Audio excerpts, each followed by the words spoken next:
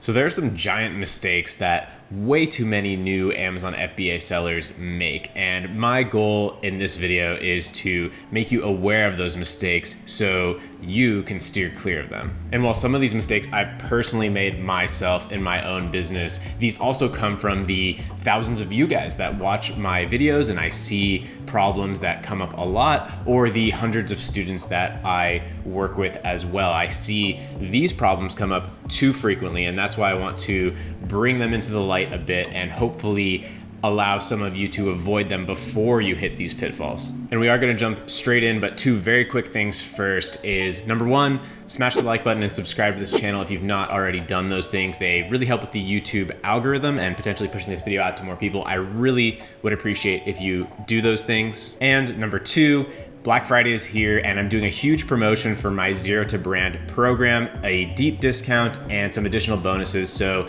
there's information and a link in the description below this video, and I'll mention some more at the end as well. Okay, first giant mistake. This one I see absolutely crush people because they think they're doing everything right. You know, they pick a product, they source it, they get it into Amazon, and then things are not working because their margin is just not there. The profit margin that they thought it would be, or the way they calculated it, is just in reality, their margins are way too thin and there's just not enough profitability in this product. And this can really catch a lot of people. Like, you know, you may think that, how could you make that mistake? I know how much I'm sourcing it for. I know how much I'm gonna sell it for. You know, obviously there's this much profit in my product. But people go wrong here way more than you might expect because there are just so many other costs that you may not have actually been planning on. And I'm not talking about one-time things like, say, getting photos done for your listing. I'm more talking about, say, import duties and taxes and tariffs when importing your product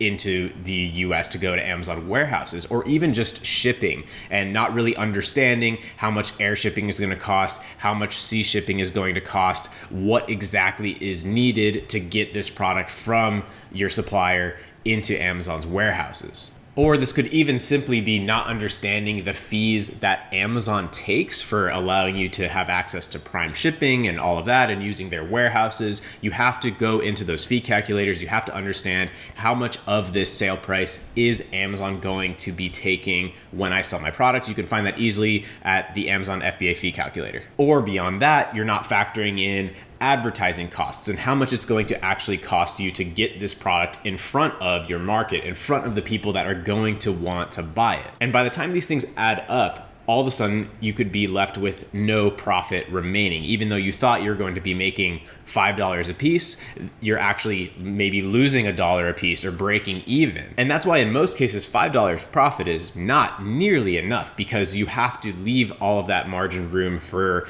actually running this and making it work. So it's not being greedy, needing a healthy profit margin. It's just allowing your business to actually operate. And a lot of people end up falling into that trap. And next, this one can leave you stuck with 1,000 units in your garage, not knowing how to sell them. This is going into a product blindly without realizing that there are restrictions or needing category approvals to sell this product, or ending up with a product that is patented and you're not legally allowed to sell it because you're infringing on another company's patents. And any of these mistakes where you're not really looking at all of the hurdles and hoops that you're going to have to jump through for this product, those can leave you stuck because now you have a product that you're not allowed to sell, or you need to go through all these crazy regulations to sell it or get all these approvals. And it's not that you can't go into products like this. It's just that if you are going to, you should obviously be prepared and know what you're getting into and make sure that you have everything in line and ready to go, or else you're just going to end up in, stuck and not knowing what to do and how do I get this approved and, how can I change this, or what do I do now to at least even be allowed to sell this product? And this next mistake is definitely one of the only ways that you can actually lose all of your investment in your Amazon FBA inventory. One of the good things about Amazon is, worst case, you have this inventory, there's ways of unloading it usually. So, full loss is not that common, but if you do this, this is one of the only ways to actually lose it all. And this is having quality problems with your product that you didn't catch prior to paying for the product. So this would include any kind of defects or the supplier not listening to your instructions, and ultimately you ending up with product that you paid for that is not what you wanted, that is not what you thought that you were going to be able to sell for $30 when you bought it for $5. Instead, it's basically worthless. Now, luckily, you'll only end up in that situation if you're pretty much reckless. So, get samples from your suppliers. Never order something that you haven't seen and held in your hands. And then beyond that, you can't just expect the supplier to exactly match the sample that they sent you. So you need to get inspections done of your final inventory before you send that final payment. So if you don't know, most suppliers will allow you to say put down 30% to get an order started, and then say 70% plus the shipping to actually release your inventory to you. So this can help with your cash flow and how much money you actually need to invest up front, but it also helps you protect yourself because you're only going to send that 30% once you're 100% sure that the sample checked out and this is a supplier that I want to work with, and then you're only going to send that 70% in shipping after you've actually inspected your inventory that is produced and ready and sitting in the factory, and then you sign off on it and then they have it sent out for you. Fourth mistake that I see crush people's businesses, this really comes down to not taking what you're doing seriously and thinking your customers are stupid, thinking you can just throw something together and it's going to take off to the moon and make you a bunch of money without really methodically thinking about a business plan and how to position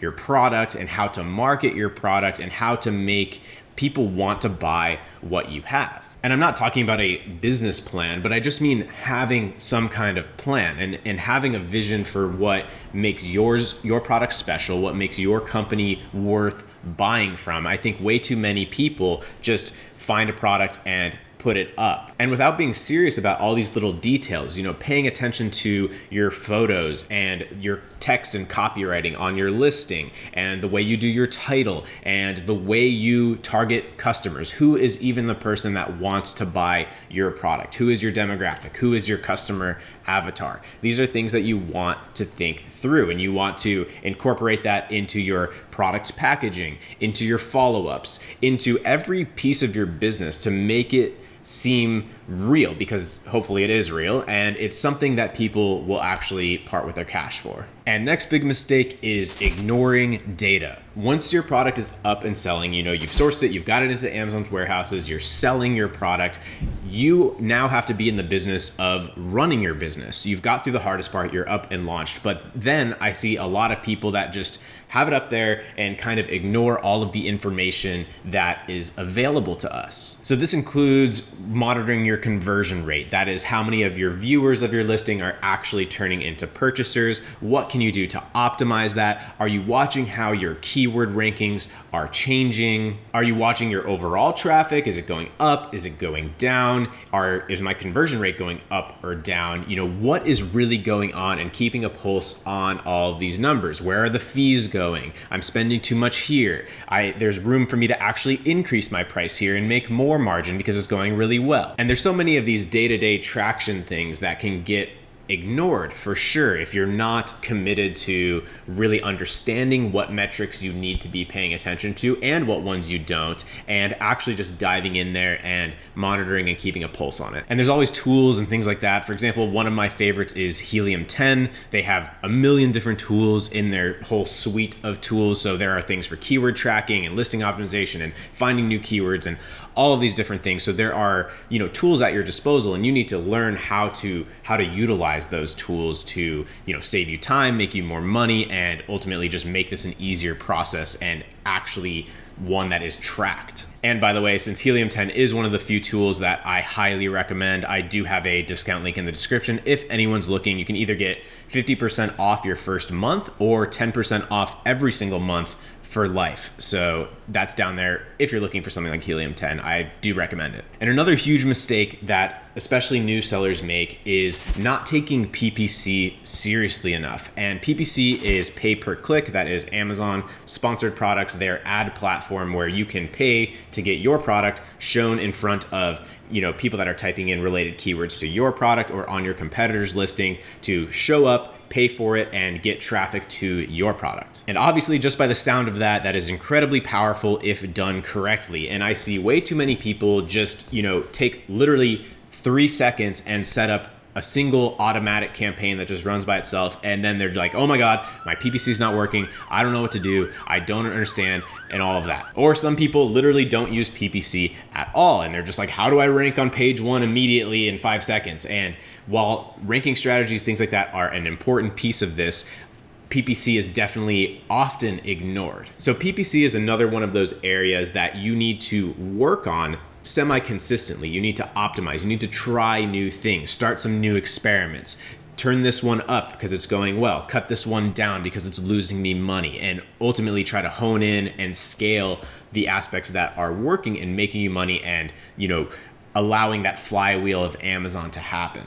So those 6 points definitely can crush people, but there are more things that can crush people. I made a video previously about 5 mistakes, specifically about product selection, which is the biggest piece of this entire thing and where you want to really avoid mistakes. This video was about some product research, but also just mistakes once you have already chosen a product. But that video, I highly suggest checking it out because that will save you from the beginning from a lot of mistakes. And I also made a video recently about my predictions for where Amazon FBA is headed in 2020. So this is one of my most frequently asked questions. Where's this headed? Is it dead? Is it still an opportunity? I addressed that in that video. Highly suggest you check it out. If you have not, I'll link both of those in the description below this video as well. And lastly, my Zero to Brand program is on sale for Black Friday. So definitely check that out. Now would be the time if you're looking for A to Z, everything step by step in one place. That is definitely the best guide that I can give you. And there is a discount going on in addition to some really special added bonuses that I've never thrown in before just for this Black Friday period. So that is running as soon as this video is up and running through Tuesday, just after Cyber Monday. That is December 3rd at night, midnight sharp. So I hope this video helped you avoid some costly mistakes. Refer back to it. Check out my other videos about mistakes and everything else on the channel. There's definitely a lot there to help you with this business model. If you're ready to jump in, definitely check out the Black Friday special on my Zero to Brand program. And I hope you enjoyed this video. Smash the like button and see you soon.